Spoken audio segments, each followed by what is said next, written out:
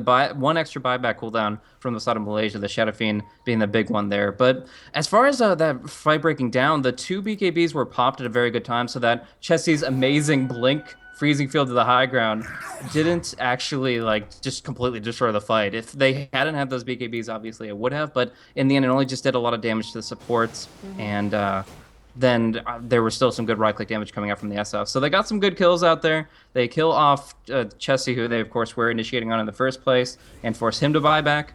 But in the tail end of it, it was mostly cleanup, some dodging back and forth between Net and Misery. It was actually Misery that tried to finish off Net, blinking to the high ground, and died to a Mjolnir proc. So unfortunate for him. But yeah, it just was kind of shenanigans a little bit. Nagasaran lives throughout all of it, and overall, it's a bit of a wash as far as who came out on top. But some great plays from both sides, and I gotta love the use of the freezing field there.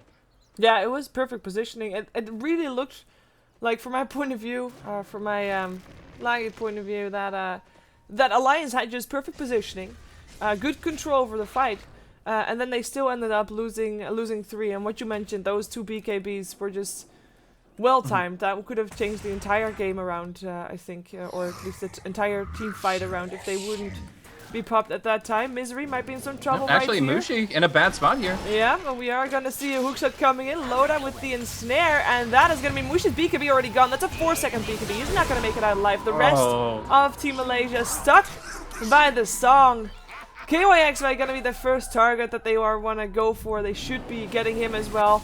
The bear doing what he can to Chessie, but overall, KYXY is not gonna make it out alive of this one. That's another lane of racks. Mushi doesn't have buyback. He bought back in the last fight, and that was a critical one. Ohio will try to create space up top, but Bulldog's got his number. Misery's here too, but they have to hook him just to stun him and get Misery out. And now Bulldog's actually going to get right-click down, and this puts Alliance in the defensive. Loda can't push the base by himself, and what should have been a lane of racks, Ohio is able to create the largest amount of space you possibly can and buy time for Malaysia to get back on their feet. Disaster averted.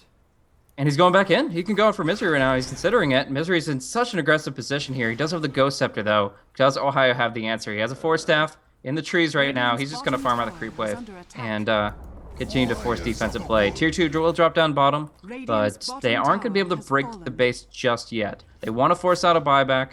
They want to take down the Tier 3, but they will not claim racks from this alone. No, they're with not enough people here, or at least unless maybe Team Malaysia makes a positioning mistake and end up losing their heroes here. We do have a buyback coming up from KYXY, and that's gonna force Alliance back. I mean, they're just 2 heroes. Can't really do that much, although they did attack the ranged racks a bit. So next time that should be going down if they're there with a bit more people, perhaps. But Ohio is proven to be a factor in this game that Alliance is having issues dealing with, to be honest. It was his 9-second BKB. He's sitting on 8 seconds right now. And once that goes down, that will, of course, make things a lot easier for Alliance. But for now, he is not one that you can just forget, because he is doing and a lot of damage. And his control of the map and of Alliance movement is actually really gigantic.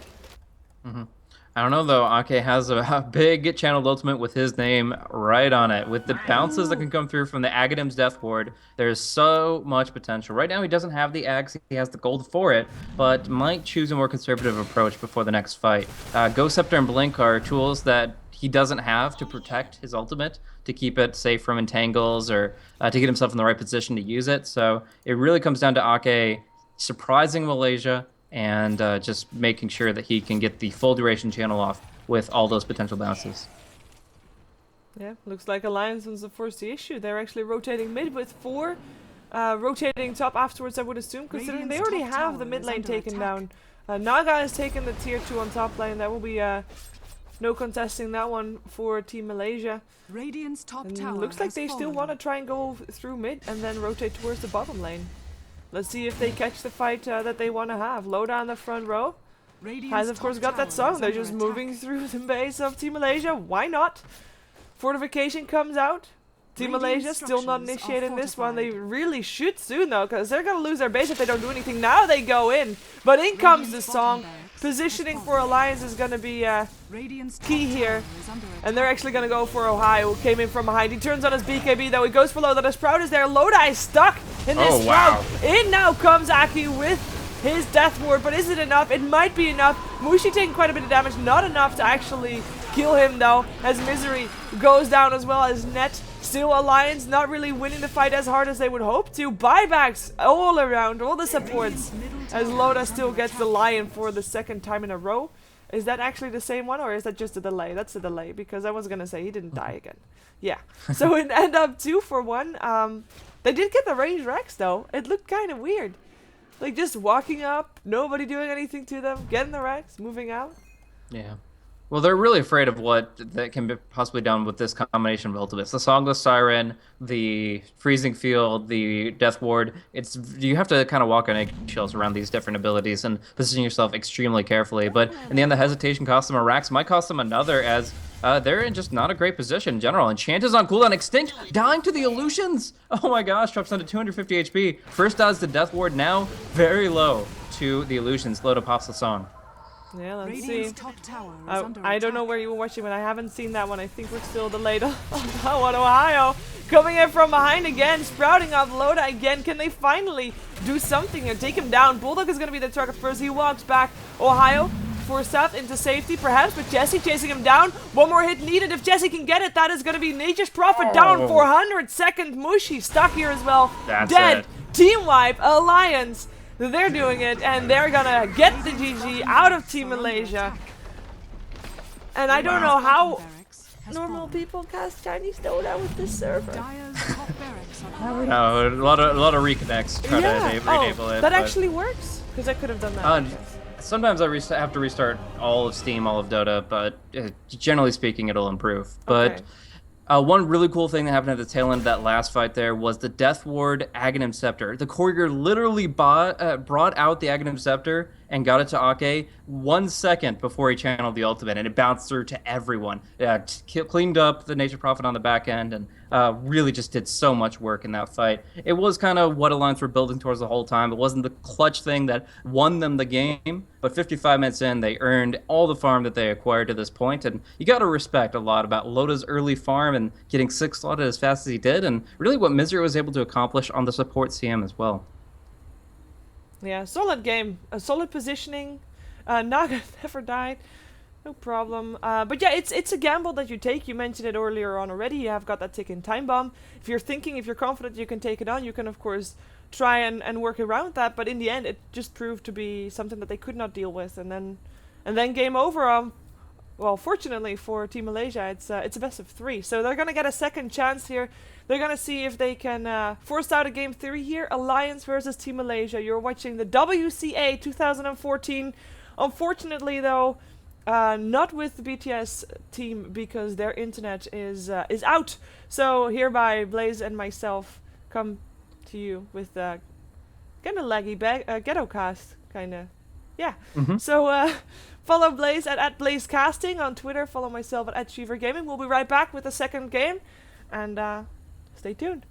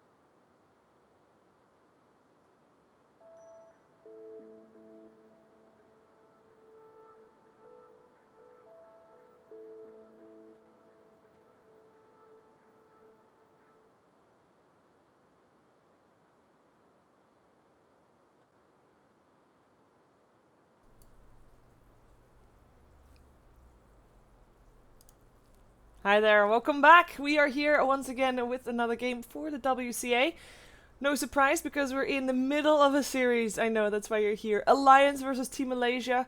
It's a best of three, first round of a double elimination bracket. We just had the first game. Alliance is one game up and they'll try to, of course, end it in a 2-0. However, Team Malaysia will try to turn that into a third game if they have the chance. We're gonna see it. We're here, of course, together with Blaze once again. Blaze, welcome back.